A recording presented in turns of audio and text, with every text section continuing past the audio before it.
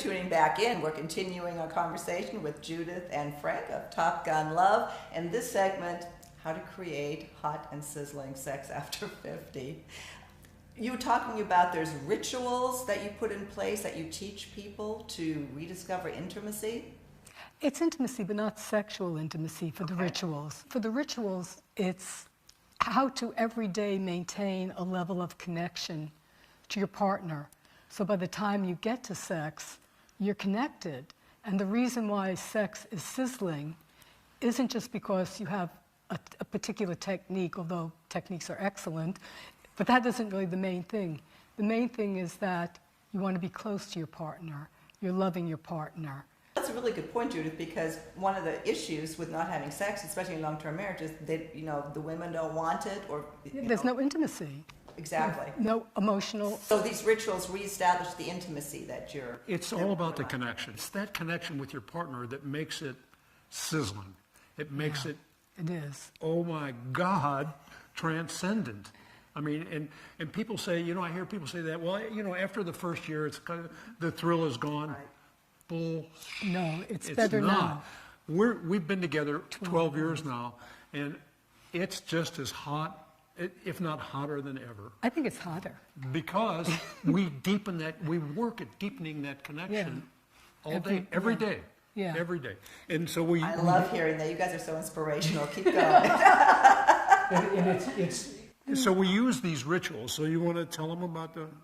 Well, a ritual that I really love that is sort of a little bit tantra-based, and I think it's ours. I think we created it, which is morning worship.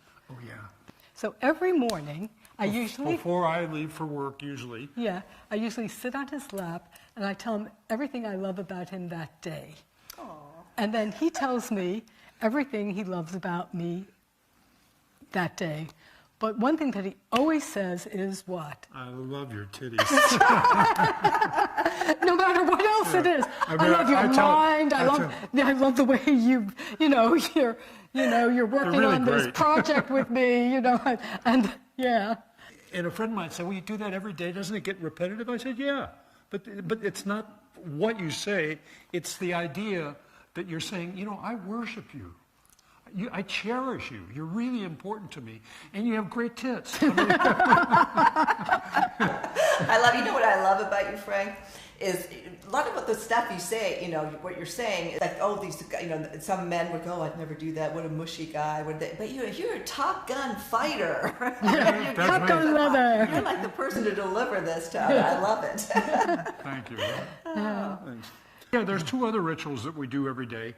One is called the evening news, and we sit down at dinner, and I tell her blow by blow everything I did, who I saw, where I went, what I did, what I bought at this store, who I met there, and all the way through the day. And guys sound like, oh my God, do I have to do that? And I'll tell you the reason you want to do that is because it's establishing the connection with her. Women need conversation to generate oxytocin. So you're telling her all this stuff, which is really boring to you probably. Oh, I didn't know that. But to her, it's an important conversation. And that's generating oxytocin in her, which means it's going to come back to you in the form of more loving. Yeah, I mean, for me, it's a little bit different.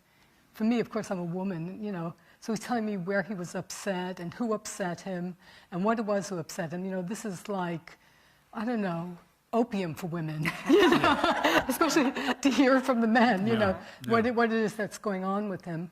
Well, and as a ritual, you just do it. You're talking. Every night. So simple and so obvious. And and men don't understand this. They do not understand how important it is for women to get that conversation, because when women get the conversation, they get oxytocin. And guys, I want to tell you, you got to be listening to this. When women get oxytocin, it generates all kinds of other hormones. So women are getting high on conversation. That's why when you hear women together, they all talking and gabbing, like when we 4 conversations at once. They're creating oxytocin bonds and getting high on it. And then there's one other ritual that we do. At night before we go to sleep. Before we go to sleep, we have our thankfulness, gratitude. Gratefulness. Yeah, what are we grateful for that day? What happened, I'm grateful for the jobs I had. I'm grateful for my helpers, my workers. I'm grateful for Judith and the work that she did that day. And then we say one thing that we like about ourselves for that day. What I did, I really liked this really tough job that I did, and it was really challenging, and I got through it. And then what I did for fun that day was I watched an hour of TV, or I read my book, or we went for a walk, or whatever. I love it. Now, if our viewers want to hear more about or learn more about this, they can contact you directly. We will link to your website, TopGunLove.com. TopGunLove.com, and we'll have all those links in our description on our website too. Well, let's take a quick break, and we'll come back and talk about, now that we've decided to save our marriage, let's get back to hot and sizzling sex. Yahoo! Stay with us.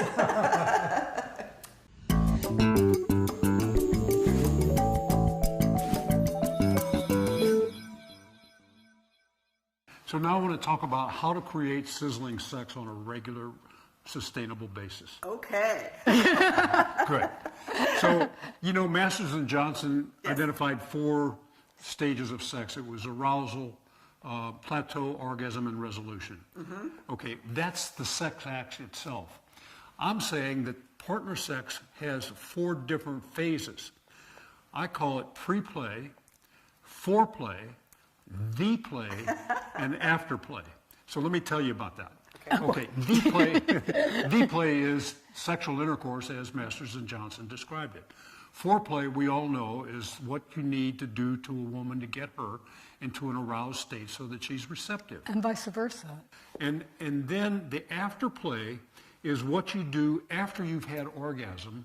The simultaneous orgasm thing is almost non-existent. The thing is that ladies go first. And it's unless we make a deal, sometimes if I'm really tired, I'll say, you know what, I need to get off. I'll take care of you later, and we work that out. But normally, I take care of her first, and then I make sure that she's had an orgasm, and then I make sure that I get my orgasm. And then, so in the afterplay, you've created all this incredible sexual energy, all this wonderful oxytocin. And sexual energy is one of the most powerful energies in the universe. It's the source of all creation. So why not use that sexual energy to postulate things that you'd like to have in your life? What a concept. People call it sex magic, whatever you want. So, and you need to spend at least 15 minutes, maybe a little more, just cuddling, because she is totally flooded with oxytocin. And guess what? You guys get oxytocin too, but immediately they get testosterone because there's this orgasm, and the testosterone then blocks out the oxytocin.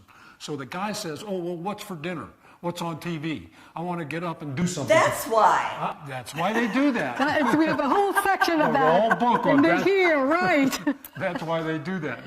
So the guy's flooded with this testosterone, and he wants to go do something. So guys, take a minute, 15 of them at least, and lay there, cuddle with her, and use that time to visioning, postulating what you'd like to create in your life with all that sexual energy. Because thoughts have power, they're energy, right? So use that. So that's afterplay. Now let's go to the most important thing you need to have, oh my God, transcendental sex, and that's pre-play. So pre-play can be dinner and a movie, could be playing gin rummy, could be a walk in the park or on the beach or whatever with conversation, holding hands. Like a date. Like a date. And then when you get to the bedroom, we have a number of certain rituals that we do in the bedroom, and it starts off nude, and we look at each other, and then we do a series of stretching exercises. And what the exercise does, and this is really important, we do a series of like isometric stretches, and then we do some meditation. But what that does is get you present in your body, because women have this thing in their brain that runs their to-do list. And it just, you get to the bottom of the to-do list and it starts to loop over again. And it doesn't stop. Even when they're sleeping, that to-do list is still running, because that's the way women's brains work. So what you need to do as a guy is to bring her present in her body in this very moment and quiet that to-do list that's running in there all the time. So that's what the pre-play is all about. It's getting her present, because her present and your connection to that presence is what gets you to, oh my God, that was amazing. It also brings men present. I must say, my darling. You what? It brings men present. Oh, yeah, of course. Perhaps not you because you're so eager, but, but again, for these do love it, other, these men who are trying to figure out how they're going to have sex in a new way now that they're over 50 and now that they have less testosterone, it brings them present too, and it gets them in their body. And so then you can move, once you've got that pre-play handled and you're totally connected and present with each other, then you can move to the bed and do maybe some meditation, but lots of stroking, lots of non-genital touching on the arms, really light stroking. She loves it in her quick of her elbows. She likes it in the back of her knees, everywhere, but on the genitalia, on the hot spots. And do that for 10 or 15 minutes. Again, it's the touching, and I get the sensations of her incredibly lovely soft skin, and that turns me on. And I feel the connection with her, and then she's present in her body, and then we can get to the genitalia and do that's where the techniques come in. Then you have to know some techniques, and you can change it up and do this one time and do that the next time. So that's my story. You guys are the most inspirational, cutest couple. I mean, this is terrific, and you've divulged your own ages, so I'm not bringing it up. You are 72 and 81. This is what you have to look forward to with the right attitude. Yeah, why not? And I'm not quitting for, No. When we met, she said, "You've got to give me 30 years." So I said, "Well, I'll be 100. Well, we want to have lots more conversation with you. So, great. I think we're out of time for this segment. So thank you so much for joining us. We are going to obviously link to your stuff, to your book. We want people to be able to find you. So everything will be on the website. Make sure you subscribe to this program. The subscribe button is going to pop up here anywhere, any moment now, because you don't want to miss this. See you next time on Second Act TV. Oh, thanks.